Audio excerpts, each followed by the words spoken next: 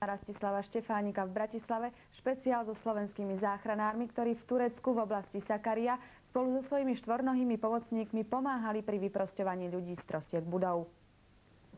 Podľa slov vedúceho riadiaceho výboru Združenia kinológov záchranárov Mariana Fabuša dostali od styčného dôstojníka krízového štábu príkaz na ukončenie záchranných prác. Pred obedom nás rezolutne vyhnali, pretože tam hrozí epidémia, veľmi vážne, pretože tie mŕtve tela tam nehávajú. Jednoducho oni nemajú ani záujem od tých mŕtvych, my sme hľadali už len živých. Ako dodal, pri záchranných prácach v Turecku chýbala ťažká technika, no predovšetkým špecializované záchranné tímy. Psi sú cvičené na vyhľadávanie živých ľudí, no pri záchranných akciách začali vyhľadávať v troskách aj mŕtvych, s čím sa pôvodne nepočítalo. Bolo to dosť zaujímavé pozorovať toho psíka, ako sa chová. Bol taký nesvoj.